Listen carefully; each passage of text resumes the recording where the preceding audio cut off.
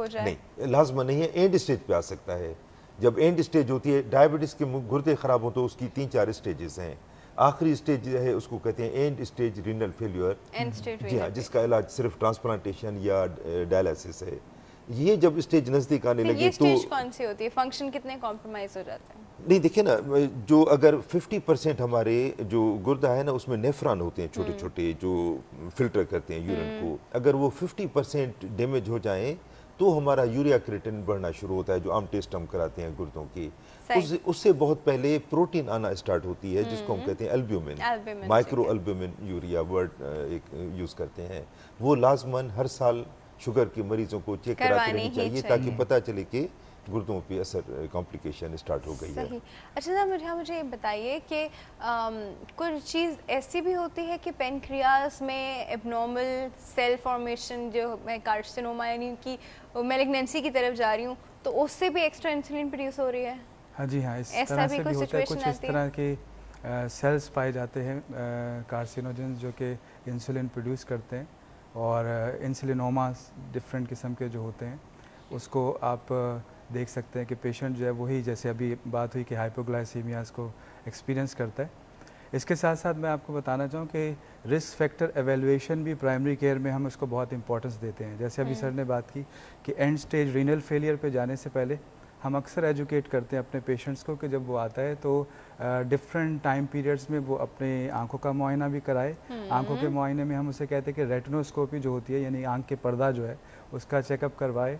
इसके साथ साथ रीनल फंक्शन टेस्ट भी होने चाहिए, फुट एवेल्यूएशन भी होनी चाहिए, और ख़ास तौर पर हम 3 पैथीज़ को कहते हैं कि कंसिडर करें कि अगर उसे जो है पैर सुन होना शुरू हो गए हैं तो न्यूरोपैथी शुरू हो गई है। इसके साथ साथ जो है नेफ्रोपैथी और रेटिनोपैथी। तो मैं अपने पेशेंट्स को ये एजुकेट करता हूँ कि ये आप स्क्रीन करवाएं, अगर इसमें कुछ प्रॉब्लम है तो उससे रिलेटेड जो भी डॉक्टर है उसको आप ज़रूर दिखाएं। अच्छा, मैं बस एक कॉल है, अटेंड करते हैं। अस्सलाम वालेकुम। हेलो, अस्सलाम वालेकुम। Good healthy morning. कौन बात कर रहा है? मैं समरीन बात कर रही हूँ, और मैंने डायबिटिक के हवाले से कोई बात करनी थी। समरीन कहाँ से बात कर रही हैं? इस्लामाबाद से। इस्लामाबाद से, जी फरमाइए। अच्छा, मुझे 2 बातें पूछनी है। मेरी मदर को भी शुगर है ना। ठीक है। तो एलर्जी का इसमें क्या रोल होता है? मैंने देखा है कि जिनको एलर्जी रेनाइटिस वगैरह ऐसी कोई एलर्जी हो तो उन्हें शुगर का ज़्यादा मसला रहता है।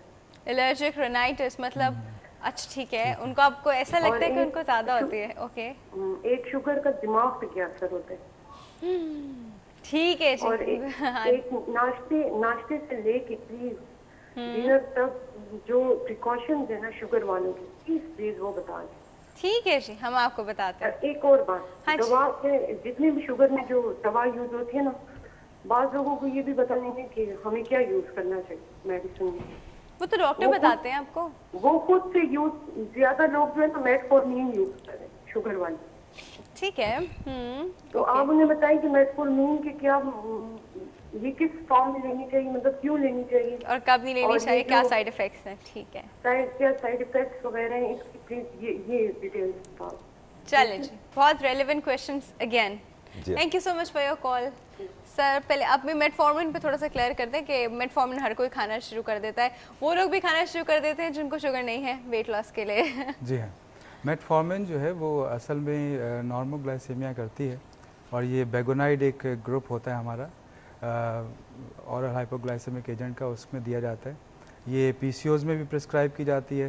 तो आमतौर पर जो लेडीज़ हैं जो ओबेज होती हैं और उनको जो पॉलीसिस्टिक ओवेरियन प्रॉब्लम होता है उसमें भी इसको प्रिस्क्राइब किया जाता है। चूँकि उससे कुछ चीज़ें बेहतर हो जाती हैं, कुछ लोग डाइटिंग भी साथ करते हैं, वेट रिड्यूस हो जाता है, तो सेल्फ मेडिकेशन के तौर पर भी इसको लिया जाता है।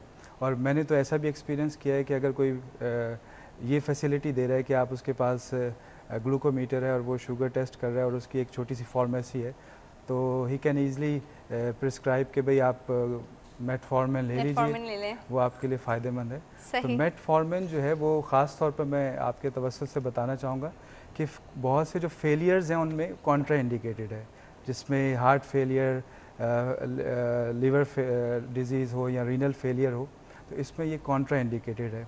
सेकेंडली बाज़ स्टेजेस पर जाकर जो है वो ऑरल हाइपोग्लाइसेमिक जो हैं उनको हम कॉन्ट्रा इंडिकेट करते हैं, जिसमें जैसे अगर कोई डायबिटीज़ के साथ कुछ रेलेवेंट कॉम्प्लिकेशंस हों, जैसे अभी मैंने जिक्र किया किडनी का, जी किडनी का है, हार्ट का है, या और कॉम्प्लिकेशन है वेस्कुलर प्रॉब्लम क्योंकि है। मेडिसिन बाहर जाके मेटाबोलाइज नहीं कर पाती इस जी हाँ, वजह से। बिल्कुल। तो इसलिए जो है अक्सर यही एजुकेट किया जाता है पेशेंट को कि भाई इसको नज़ले खांसी ज़ुकाम की तरह मत कंसीडर करें, ये एक प्रॉपर मेटाबॉलिक सिंड्रोम है और इसको जो है वो रिलेटेड जो डॉक्टर है उसी के तजवीज़ करदा जो दवा है उसको इस्तेमाल करके कंट्रोल कीजिए। ये मैनेजेबल है, कंट्रोलेबल है, लेकिन 100% क्योरेबल नहीं है, क्योंकि ये सिंड्रोम है, डिजीज़ तो नहीं है ये। सही। अच्छा सर, ब्रेन पे क्या असर होता है, दिमाग पे? देखिए डायबिटीज़ जो है वो बॉडी के हर सेल पे, हर टिश्यू पे, हर ऑर्गन पे, हर सिस्टम पे अपनी कॉम्प्लिकेशन पैदा करती है।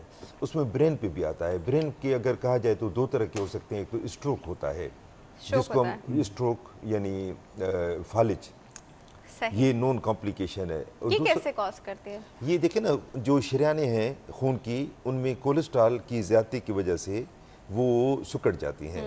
अब जैसे किसी बागीचे को आप पानी देते रहें तो बागीचा हरा भरा रहेगा। अगर उसका पाइप बंद हो जाए, पानी देना उनको फूलों को बंद कर दें तो मुरझा जाएंगे। बिल्कुल इस तरह कि हमारा खून जो है वो पूरी बॉडी के लिए लाजमन कंटिन्यूअस 24 आवर्स अ डे, हर सेकंड हर मिनट पहुंचना चाहिए।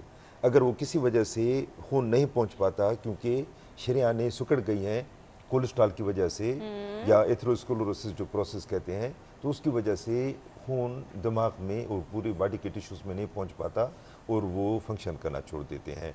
अब एलर्जिक राइनाइटिस का जो जिक्र किया उन्होंने, देखिए डायरेक्ट कोई तल्लुक नहीं है कि जिसको एलर्जिक राइनाइटिस हो उसको डायबिटीज़ हो जाए या वर्स हो जाए, मगर अगर सीवियर एलर्जिक राइनाइटिस हो तो स्ट्रेसफुल सिचुएशन है।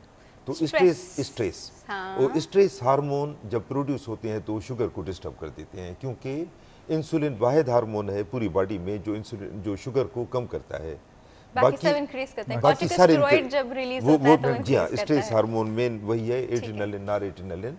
दूसरा कुछ डॉक्टर ऐसे हैं कि सिवियरिटी की वजह से स्टेरॉइड यूज़ कराते हैं एलर्जिक राइनाइटिस के लिए, और जब भी स्टेरॉइड बाहर से यूज़ कराएंगे टेबलेट की शक्ल में या इंजेक्शन की शक्ल में या इवन हाई डोज जो नेजल स्प्रे देते हैं, तो वो भी शुगर को डिस्टर्ब कर सकते हैं। तो ये इनडायरेक्ट रिलेशन बन सकता है, मगर डायरेक्ट कोई नहीं है, कोई नहीं है। हमारे पास एक कॉल है, उन्होंने लाइफस्टाइल के बारे में पूछा था कि सुबह से शाम तक क्या खाएं क्या करें डायबिटीज़ वाले पेशेंट। ये बात करते हैं हम इस कॉल के बाद। अस्सलाम वालेकुम। Good healthy morning. कौन बात कर रहा है? मैं अखलाक बोल रहा हूँ। जी खलाक साहब, कहाँ से? मैं कराची से बोल रहा हूँ। कराची से। क्या पूछना चाहेंगे? प्रॉब्लम ये है ना कि मैं डायबिटीज़ का इस तरह से हूँ कि आज मैंने ब्लड शुगर आज जी खलाक साहब की आवाज़ थोड़ी सी क्रैक करिए, समझ नहीं आ रहा। रैंडम और फास्टिंग ब्लड मेरा 130 आया आज। रैंडम एंड फास्टिंग दोनों 130 आए? दोनों 130 आए। इससे पहले मैं 10 साल से तकरीबन 10 साल से उधर से रैंडम कम आता था और फास्ट में ज़्यादा आता था। अच्छा, अभी भी यही लग रहा है। अच्छा बेटा, मुझे यूनिक अच्छा लगता था, याद करता था, चीनी का कम खाता था। आज ऐसे मुझे क्या नाम 5-6 दिन से तकलीफ ऐसा अजीब ये फील महसूस हो रहा था। मैंने जब टेस्ट कराया तो 130 ही आया। ये फर्स्ट टाइम आया जो कि रैंडम और फास्टिंग आया, और इंटरप्रेट ब्लड उससे इन सब से ज़्यादा। तो इसके मेरे लिए क्या गाइडेंस है? अच्छा, ये आप रात को सोते किस वक्त हैं? रात को तकरीबन 11 बजे। 11 बजे। लास्ट खाना किस वक्त खाते हैं?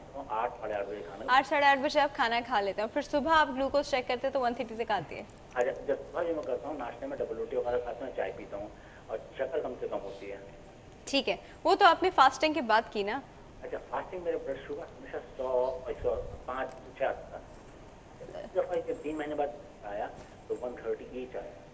130 ईच आया। चलिए जी, हम इस बारे में बात करते हैं। ठीक है जी, thank you so much for your call sir. इनका आंसर जो है हम ब्रेक के बाद करते हैं। एक छोटी सी ब्रेक है व्यूअर्स, कहीं में जाएगा। Will be right back.